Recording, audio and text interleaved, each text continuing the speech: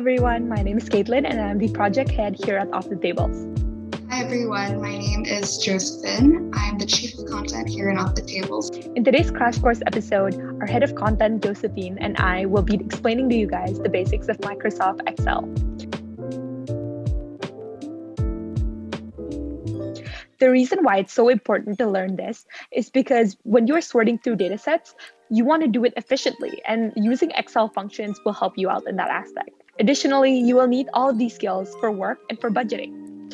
So, for today's episode, I have prepared for us a sample dataset titled Off the Tables Restaurant. This is just a make-believe restaurant, but I have several menu items here together with their price per portion, the portion sold, and the revenue generated based off of these sales. So they're just some sample data. And let's say we work at this restaurant. So we work at OTT's restaurant, and we want to find out for today which item was not super profitable, which one did not generate much revenue. So we could just look at this and pick one out, which is clearly 150, but also this is just a sample data set with 5 menu items. Realistically, in a real restaurant or maybe in real life data, there are hundreds of data to sort through, not just 5. So it won't be as easy to just spot. It will be much more efficient if you point it out with an Excel function. So if you are completely new to Excel, then you might not notice, but when you're using a function, you should always start with an equals. So you will always start with an equals, and this allows you, or it tells Excel actually, that you're using a function. So in this case, we'll put equals first. And if we want to find out the one with the least revenue, we're going to use a function called min. So as you might be able to guess, min stands for minimum. So we're going to write min here. And then we're going to choose which range or data set we want to find the minimum of. So we don't want to find the minimum price. We want to find the minimum revenue. So what we're going to do is we're going to choose this data set. And what you can do is you can put in the numbers one by one like this, which, is a bit time consuming. You have to click them one by one and it'll still give you 150. Or you can do it in a much more efficient way by doing this. So min, you click the first number, but instead of putting a semicolon, you put a colon and you click the end of that data set and it selects the whole range for you. And there you go, 150. So that's a very efficient way of doing it. Next, if you want to look for greatest revenue, again, this is pretty much expected. Instead of using min, you would use max. So again, you will choose the same data set and there you go. You get the maximum value. Okay, so moving on, what if I want to find the average price of the menu items? So I have all of these different prices and I want to find what's the average price I'm selling my items for. So again, equals, and you will just write average, which is, pretty self-explanatory, and you will select the range and they will calculate an average for you. Voila. Next, let's say I want to find out the number of menu items. So I can count here that there's 5, but again, like I said, if you have hundreds of data, it would be much more difficult. So how do we do that? We use this function called count. So it will count the numbers that are in this range for you. As you can see there, so they count that there's 5 rows. So that's what count is for. Now you might be wondering, how come it only counted the amount of lines instead of the numbers inside these? Because there's 12, 10, 5, 7, 8, but it didn't count that. How do I do that? So we don't use count for that. What we use will be sum. So let's say I want to find the number of portions sold. What I will do instead of using count is I will use sum. So it will sum up all of these numbers from here to here. And there we go. It'll give you 42. Okay, so moving on, let's say we want to find the menu length. Let's say in your menu, you don't want your menus to be too wordy. You want them to be short and concise, and you want to see how many letters or characters there are. Well, you don't have to manually count them. You can just click len, short for length, in bracket, and pick which one you want to look at the length of. So there we go. tonkatsu ramen has 14 characters, including spaces. So there we go. It works as well with all the other ones. Okay, so moving on to a more complicated concept. So let's say, like we said earlier, let's say that you're a worker at OTT's restaurant, and let's say we have a boss here. So our boss is very demanding. He says that he wants us to sell either 10 tonkatsu ramens today or make him 900,000 profit with ramen. So he wants these two to be fulfilled, or I don't know, we'll get fired. So let's see if we manage to fulfill his goals. So how do we check? Again, we can check it manually. We can just check here, but that is not very efficient. So what we're going to do is we're going to do equals. And again, he only wants either for us to to sell either 10 ramens or make him 900K in profit. So it's or. So that's why what we're going to do is we're going to write or bracket, and we want this portion here to exceed 10. And the second condition is we want the revenue to exceed 900,000.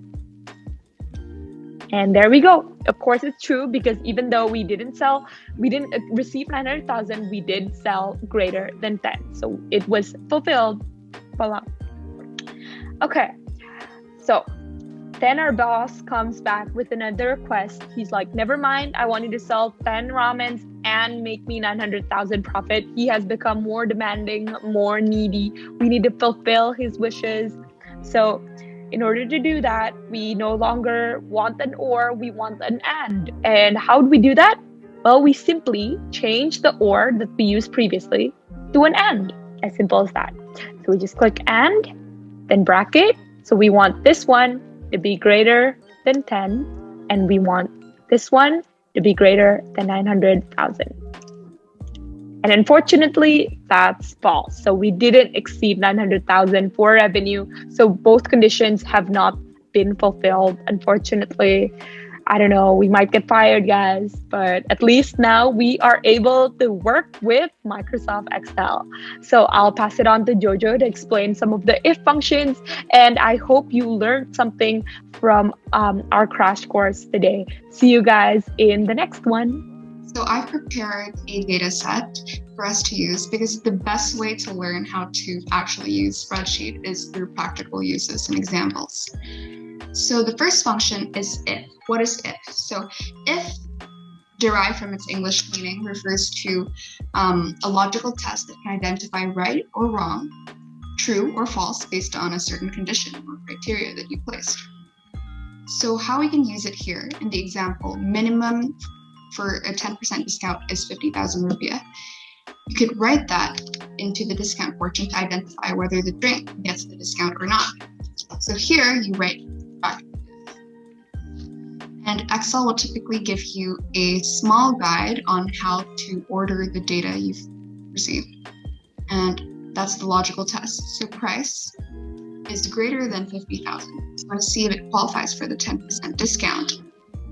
And so it does get a discount. If not, there's no discount. And there you have it. Just drag it all the way down to have similar formulas for the rest of the data set. Now, if can also be used in combination with a bunch of other functions like average, sum, and count. Since if is the most basic function, it can be used in combination with other functions aside from these three that I've listed. But you can look into that once you've gotten the gist of how to actually use it in combination. So the first one is average if. Average, quite self-explanatory, means the average of a certain data set or value. And here we want to find the average price greater than 40,000. So we could just put average if, the condition being greater than 40,000. So you want to put the range, and then the criteria, which is greater than 40,000. And then the average range. You don't actually have to put that here because the average range is the same thing as range in this case, but you can put it anyways. And so then 47,800. which refers to the average price greater than 40,000 in the price after discount. So an average of 49,500, 48,000, etc. And if you want to find the average if for the latte, since here it refers to latte, frappuccino, macchiato, espresso, americano, there is a variation. You want to find the ones for latte only. You're going to go through the range here, and you're going to specify latte. You're going to take the average range, where you're going to take the average of price from. And ta-da, 46,375. And finally, if you want to have more than one condition, you have to use average ifs.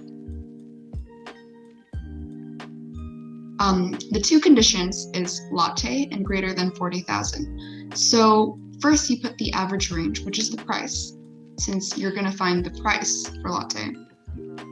The first criteria range, which is the type. Then you want a latte, so you rate that. And the second criteria, which is the price again, then you're going to put greater than 40,000. And ta-da, you get the value. So that's basically what you do for average if, and it's quite similar for sum and count. Instead, sum and count just have different meanings in regards to what they're really representing. So if you're going to find revenue from drinks above 40,000, you can't use the average because you're trying to find the sum. That's why you use sum. So revenues from drinks above 40,000. You first put the range. So put in the price. And then greater than 40,000. And then you could put the sum range, where you're going to be extracting the sum from, which is once again the price,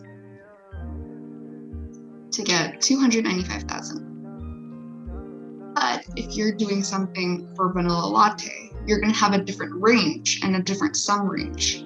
So first, for range, you're going to put the range of beverages, and then the criteria. You want a vanilla latte, and you want it to be the price. Get the sum range from the price to get 144,000. Now for sum ifs, which is a combination of the different conditions. First, you put the sum range, which is this column. And then the first criteria range, which is the beverages.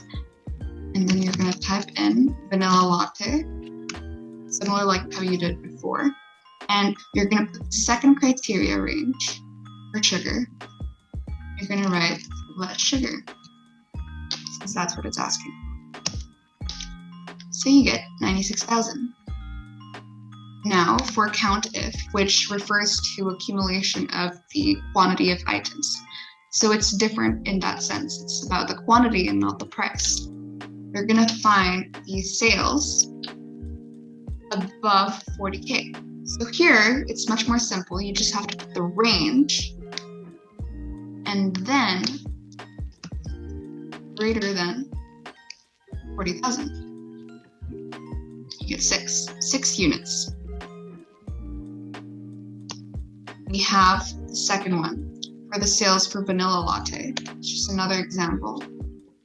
You put the range of the beverages, because that's where you're going to find vanilla latte. You just need to type it here.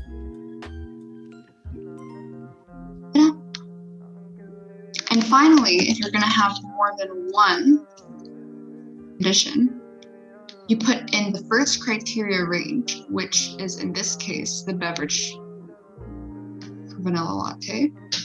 You're going to write vanilla latte. And then you're going to put in the second criteria range for sugar. You just have to put here. That way, both of the conditions are met. And you just have to calculate. So that's how you use the function if in combination with average, in combination with sum and count, and on its own. If will also be used when you're using if with then or a bunch of other functions, but you can look into that on your own since you've already mastered the function of if. So that's about it from my side of the discussion. Thank you.